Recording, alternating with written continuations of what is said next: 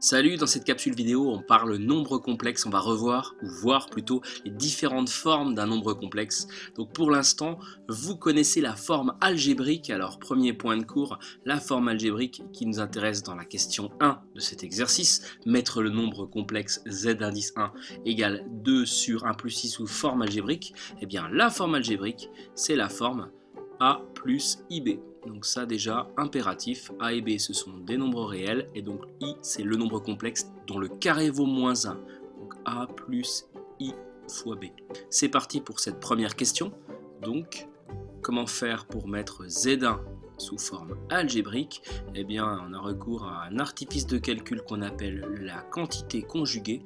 On va multiplier le haut et le bas de cette fraction par le même nombre bien sûr, et ce nombre c'est 1 moins i, c'est-à-dire le même nombre que en bas, sauf qu'on change le signe. Si ça avait été plus, on met moins. Si ça avait été moins, on met plus. Donc 1 moins i au-dessus, pareil. Et donc on se retrouve avec au numérateur une quantité qui nous intéresse finalement assez peu, et au dénominateur, on va retrouver à chaque fois l'identité remarquable suivante. Quand on a a moins b facteur de a plus b, c'est la troisième identité remarquable, et bien c'est égal à a carré moins b carré. Tout ça pourquoi? Pour gommer les i, puisqu'ici on se retrouve avec 1 au carré moins i au carré, c'est-à-dire au numérateur 2 facteur de 1 moins i, et au dénominateur 1 au carré ça fait bien sûr 1, et i au carré ça fait moins 1, mais avec le moins qui est déjà présent ici, ça fait plus. Donc au final, 2 facteurs sur 2. Ici les 2 s'en vont, donc la forme algébrique du premier nombre c'est 1 moins i. Voilà pour cette première question. La deuxième, on va s'intéresser maintenant à la forme trigonométrique et dans la foulée à la forme exponentielle, puisqu'en fait les deux sont pratiquement identiques. Donc comment faire pour donner la forme trigonométrique d'un nombre complexe quand on a sa forme algébrique? Eh bien déjà il faut savoir ce que c'est que la forme trigonométrique. C'est une forme qui ressemble à ceci, donc qu'on appelle le module R ou module de Z carrément. J'en reparle dans 2 secondes, multiplié par, en facteur, cosinus de l'angle θ plus i sinus de l'angle θ. Donc en fait, plutôt que de travailler avec deux nombres a et b qui correspondent aux coordonnées du point, a c'est les abscisses et b les ordonnées, on va travailler en coordonnées polaires avec r le rayon d'un cercle et puis θ l'angle, et en croisant ce rayon de cercle et cet angle, eh bien on arrive à avoir une position de point donnée. Alors comment faire pour avoir r? Eh bien r c'est le module de z, et le module de z c'est la racine de la partie réelle de z au carré plus la partie imaginaire de z au carré. Je vous écris ce que c'est que z, c'est x plus iy. Et puis donc qu'est-ce que c'est que θ? Eh bien θ c'est l'angle, et il est déterminé à la fois par son cosinus et son sinus. On sait que le cosinus ça va être la partie réelle du nombre z sur son module.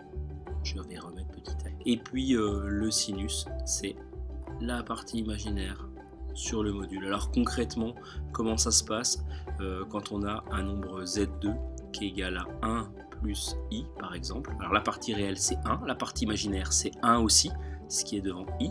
On commence par calculer r, le module. Le module de z, qu'est-ce que c'est? C'est la racine de 1 au carré plus 1 au carré. C'est-à-dire ici, racine de 1 plus 1, racine de 2. C'est la première des choses à obtenir. Et une fois qu'on a ça, on peut déterminer à la fois le cosinus et le sinus de l'angle. Le sinus, ça va être la partie réelle de Z2, c'est-à-dire 1 sur le module, racine de 2. Et le sinus, eh bien, la partie imaginaire qui est 1 aussi ici, sur racine de 2. Et grâce à ce cosinus et ce sinus, on va essayer de déterminer l'angle qui est lié à ces deux valeurs. Or, ça ne nous parle pas beaucoup. En revanche, on sait que 1 sur racine de 2, quand on multiplie le bas et le haut par racine de 2, c'est la même chose que racine de 2 sur 2. Et quel est l'angle dont le cosinus et le sinus vaut racine de 2 sur 2? Eh bien, c'est l'angle pi sur 4. Donc, quand on a ces deux informations-là, on peut en conclure que θ c'est pi sur 4. Évidemment à un tour près, modulo de pi. Conclusion, qu'est-ce qu'on peut dire de Z2? Quelle est sa forme trigonométrique? Eh bien c'est racine de 2, le module, facteur de cos pi sur 4, plus i sinus pi sur 4.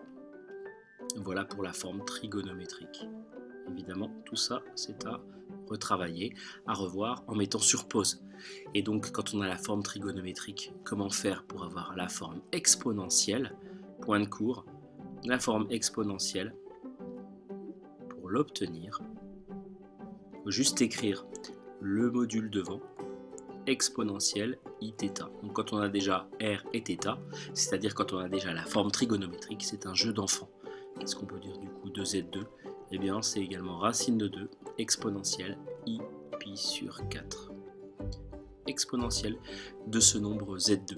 Et à l'inverse, question 3 pour finir, j'ai un nombre Z3 qui est égal à 2 exponentielle i pi sur 3 en forme exponentielle. Je le voudrais sous forme algébrique.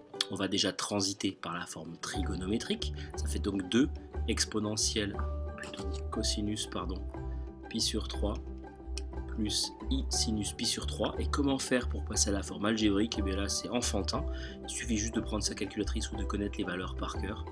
J'ai 2 devant, cos pi sur 3 ça vaut 1/2, plus i sinus pi sur 3 c'est racine de 3 sur 2. Je développe ce petit 2 pour finir, 2 fois 1/2 ça fait 1. Et puis 2 fois racine de 3 sur 2, les deux s'en vont aussi, ça fait racine de 3i. Voilà pour la forme algébrique. Pour terminer, je vous demande de représenter ce nombre, le nombre d'affixe Z3. Donc j'ai dessiné le cercle trigo déjà de rayon 1. Qu'est-ce qu'on sait sur ce point? Eh bien on sait que son abscisse vaut 1 et son ordonnée racine de 3. C'est compliqué. Donc on sait déjà que son abscisse c'est là, c'est sur cette ligne. Et son ordonnée racine de 3, on pourrait prendre une valeur approchée, mais c'est un peu compliqué. On va croiser cette information avec celle-là également. On sait aussi qu'il est sur j'ai pas montré le bon nombre, il est plutôt ici, pardon. Donc on va utiliser le fait que il est sur un cercle de rayon 2. Donc on va commencer par tracer le cercle de rayon 2. Alors je vais le faire comme je peux, approximativement. Ça devrait me suffire, ce bout de cercle. Donc le point est déjà sur le trait bleu. Et en plus, l'angle vaut pi sur 3. Donc là, c'est vrai que c'est compliqué à avoir son rapporteur. Ou alors, voilà. On va se servir de ça. Ça c'est fait déjà. Mais on va aussi se servir de l'abscisse ou de l'ordonnée. Quelle est la plus simple ici? C'est l'abscisse. L'abscisse vaut 1. Donc en fait, il est sur la verticale passant par 1, ici. Donc il est où ce point? Ça c'est le point M d'affixe Z3. Voilà, c'était juste pour vous montrer comment placer un point. Donc quand on a une partie réelle et une partie imaginaire très simple, on y va franco. Mais la forme exponentielle peut aider, grâce à la partie cercle surtout, dont le rayon est ici, à faire se croiser les infos et à placer le point plus facilement. Voilà pour ces différentes formes sur les nombres complexes. À bientôt!